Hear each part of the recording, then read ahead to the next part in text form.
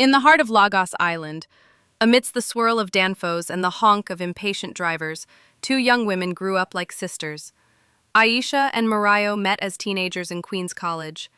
They shared gala and la casera under the mango tree during lunch breaks, told each other secrets about their first crushes, and studied late into the night for WAEC. Aisha was always the star, glamorous, funny, with the sort of laugh that made boys stop and stare. Morayo was softer, her beauty more understated, her brilliance obvious to teachers, but unnoticed by many classmates. Yet Morayo adored Aisha. She defended her when jealous classmates called her Miss Show-Off, and even lent her money from her meager allowance when Aisha wanted to buy new hair extensions. They swore eternal loyalty, laughing and chanting, "Sisters forever, ride or die." But life after university is often where forever friendships break. After graduating from Unilag, Morayo joined Sovereign Bank as a junior analyst. She was quiet, methodical, and quickly rose through the ranks. Promotions came. Her salary tripled. Meanwhile, Aisha's life was a constant hustle. She tried everything, selling thrift clothes, baking cupcakes, working as a PA for a rude socialite. Nothing stuck. Rent was overdue every month.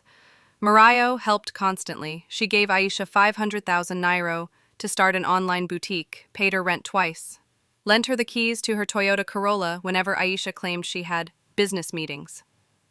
Aisha smiled and said, "God bless you, my sister, my angel." But inside, darkness festered. By 2023, social media ruled Lagos life. Soft life was the dream. People posted Maldives vacations, luxury brunches, and designer bags. Morayo, who once hated social media, began posting tastefully filtered photos, nothing overt, just dinner dates, new hairstyles, and occasional snaps of beach trips. But her followers grew fast. People commented, "Soft life ambassador, CEO in the making." Meanwhile, Aisha's own Instagram never grew beyond 2,000 followers. Her posts got pity likes, and any attempt to look flashy was met with silence. Then Morayo announced her engagement. The photo of the ring, a flawless diamond, nearly broke Aisha's spirit. The caption read, "My answered prayer. Can't wait to spend forever with you, Tunde." Aisha stared at the picture for hours, her chest burning. She'd always assumed that no matter how successful Morayo got, she'd at least be unlucky in love. Instead, Tunde was everything Aisha dreamed of: tall, handsome, an engineer from Canada, soft-spoken, and rich enough to afford an engagement ring worth millions. From that moment, Aisha decided that if she couldn't have Tunde, neither would Morayo. Aisha's first move was to poison Tunde's mind. She created a fake Instagram account posing as a woman named Sandra. She DM'd Tunde, "You think Morayo loves you? She's been sleeping with her married boss at the bank. I've seen the two of them together at Eco Hotel. Be wise." Tunde was shocked. At first, he dismissed it. But when Aisha, as Sandra, sent photoshopped pictures of Morayo beside an older man in a hotel lobby, Tunde began to question. Morayo tried to explain. The photos were fake. The man in them was her bank's regional director, whom she often worked with publicly. But the seed of doubt sprouted. Meanwhile, Aisha began texting Tunde anonymously, claiming she herself was a victim of Morayo's scheming. She wrote, "She's using you for your money. She told people you're just her Canada ticket. Be careful." Tunde started pulling away. Morayo couldn't understand it. "Tunde, what's wrong?" she begged. "Nothing," he said, but his eyes were cold. Aisha wasn't satisfied with destroying Morayo's relationship. She wanted to ruin Morayo's entire existence. One humid Saturday, she visited a notorious Babalawo, traditional priest, in Mushin. His shrine smelled of blood and burnt herbs. Aisha knelt before him and whispered, "I want Morayo's life to collapse. Her beauty, her job, her happiness. Let her suffer as I have suffered." The Babalawo performed rituals, tied red and black threads, and gave Aisha a charm to bury near Morayo's house. Aisha obeyed. 2 weeks later, Morayo woke up with strange boils on her face. Doctors found nothing wrong. Her bank documents mysteriously vanished from her office computer. Senior managers began investigating her for irregular transactions she never made. Morayo felt her life spiraling. One evening, after crying for hours, she called her mother in Ibadan. "Mummy, I don't know what's happening to me. My skin, my job, everything is falling apart." Her mother's voice came soft but firm over the line. My daughter, listen to me well. This is not ordinary. Evil people might be fighting you, but no evil is bigger than our God. You must pray and fast. You must carry your matter to God by force. Morayo sobbed. Mummy, I'm tired. I feel alone. You are not alone, her mother said. I will join you in prayer. We will do 7 days fasting together. Every night I will kneel and call your name before God. And you must anoint yourself with oil. No weapon fashioned against you shall prosper. Morayo wiped her tears and nodded, though her mother couldn't see. Yes, Mummy. The next day, Morayo began fasting. She stopped eating from sunrise to sunset, spending hours reading psalms and praying fervently. Her church held night vigils, calling her name over the microphone. Slowly, the boils faded. Her face cleared. The bank completed their investigation and cleared her name entirely after tracing the cyber tampering to an external IP address. Morayo felt her strength return. Aisha watched all this, furious that her evil refused to stick. Years passed after the betrayals of Morayo's earlier life. Though she had known heartbreak and public scandal, God restored her joy. Morayo eventually married Femi, a soft-spoken software engineer whose calm spirit soothed her battered heart. Femi wasn't flashy, but he was patient, kind, and deeply faithful. Morayo and Femi's wedding in Victoria Island was small but elegant. Ivory roses adorned the church. Soft music filled the air. Guests wept as Morayo walked down the aisle, radiant in lace, smiling as if the past had never touched her. Aisha stood beside her, dressed in a sparkling green lace dress. Her voice was the loudest during the celebration. My sister has found her happiness, she shouted, spraying crisp Naira notes over the couple. Morayo hugged Aisha tightly. I love you, Aisha. Thank you for standing by me. On the surface, they looked like sisters, but a dark ember still smoldered in Aisha's chest. A year into marriage, Morayo gave birth to a baby boy, Oluwadamilola, nicknamed Dami. Dami was a beautiful child, with his father's gentle eyes and his mother's bright smile. His laughter rang through their home like music.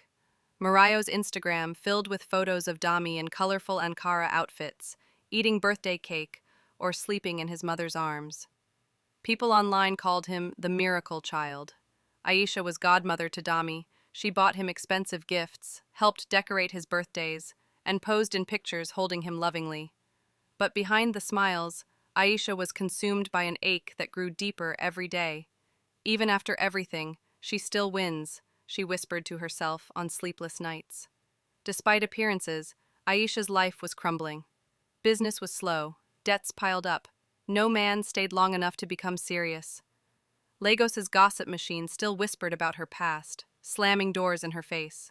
One night, after counting just 1,200 nairos in her purse, Aisha sat alone in her dark room in Cerular, eyes swollen from crying. She opened Instagram and scrolled through Morayo's feed, where Dami grinned, holding a best student trophy from school. Morayo stood beside him, glowing in soft pink lace. Aisha gripped her phone so tightly the screen cracked. Why her and not me? She remembered the Babalawo who had once helped her try to destroy Morayo. Desperation overcame fear. Late one night, Aisha went back to Mushin. The Babalawo looked older, but his eyes still glowed like burning coals. Ah, Aisha, you're back. What do you seek now? Aisha's voice trembled. I want to be rich, Baba. I want cars, houses, money. I'm tired of being nobody. The Babalawo studied her. The spirits will give you wealth, but every year you must offer them a soul. The more souls you give, the richer you will become. Aisha hesitated, but the vision of Morayo's smiling face pushed her forward. I'll do it, she whispered. The Babalawo gave her a black clay pot filled with red powder, dried leaves, and a single cowrie shell. This pot is your covenant. Spill the blood or whisper the name of your sacrifice into it.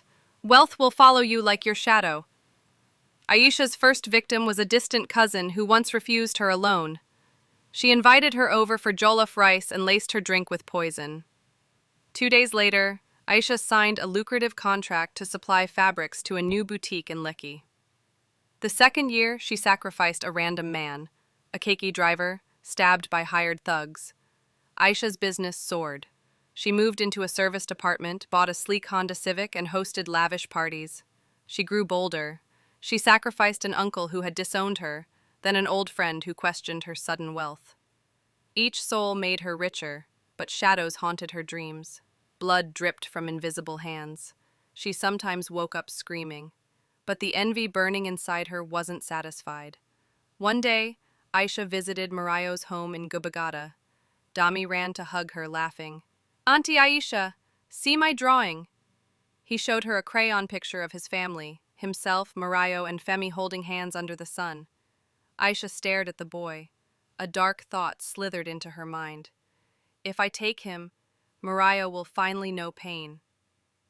That night, Aisha returned to the Babalawo. "Baba, I want to give the soul of Morayo's son." The Babalawo recoiled. "A child's soul is protected by powerful spirits. If you fail, they will demand something from you instead." "I don't care," Aisha shouted. "I want her to suffer." Aisha began plotting. She told Morayo she wanted to come for a sleepover, just like old times. Morayo, ever trusting, welcomed her with warm jollof rice and laughter.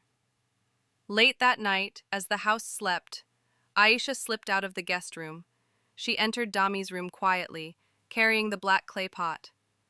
Dami was asleep, hugging his teddy bear. Aisha whispered his name 3 times into the pot. She sprinkled red powder around his bed and murmured chants the Babalawo taught her. Suddenly, Dami gasped in his sleep and began shivering. His skin turned clammy and his breathing grew faint. Aisha quickly hid the pot and pretended to be asleep. In the morning, Morayo went into Dami's room. "Dami! Dami, wake up!" No response. Morayo took Dami to the hospital. Doctors could find nothing wrong with Dami. He slipped into a coma-like state. Morayo was hysterical. Her mother came from Ibadan the next day. Holding Morayo's shaking hands, Mama said, "This is not ordinary. We must pray and fast. No power is stronger than our God." For 7 days, mother and daughter fasted from dawn to dusk. They prayed through the night, anointing Dami with oil, calling his name in every prayer session. On the 7th night, while Mama prayed fervently beside the bed, Dami suddenly coughed and opened his eyes. "Mummy," he whispered. Morayo screamed with joy and gathered him into her arms. Aisha, standing silently in the corner, felt her knees buckle. Her ritual had failed. That night, her clay pot rattled violently. The cowrie shell flipped again and again. A deep voice growled. A soul was promised. The debt must be paid. 2 weeks later, Aisha's own son, Malik, fell suddenly ill. Malik was just 4, with a bright smile and gentle spirit. Doctors found nothing. Malik wasted away, gasping for breath. One rainy evening, Aisha cradled Malik in her arms. "Mummy, I'm cold," he whispered. "Please don't leave me, my baby." But Malik shuddered once and died. Aisha screamed until her voice broke. Racked with guilt, Aisha went to Morayo's house days later. Morayo welcomed her in, unaware of the storm approaching. "Aisha, I'm so sorry about Malik." But Aisha fell to her knees, hair wild, eyes hollow.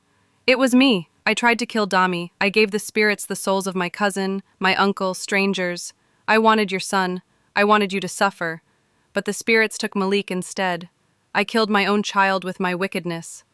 Morayo recoiled, clutching Dami protectively. Her tears flowed silently. "Aisha, why? We were sisters." "Because you have everything I wanted. You have love. You have respect. You have a child. I wanted it all. Now I have nothing." Aisha collapsed, sobbing on the tiled floor. A few weeks later, Aisha fell sick. Her hair fell out in clumps.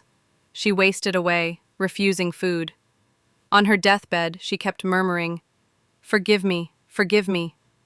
She died quietly in her sleep, her name forever a hushed cautionary tale in Lagos.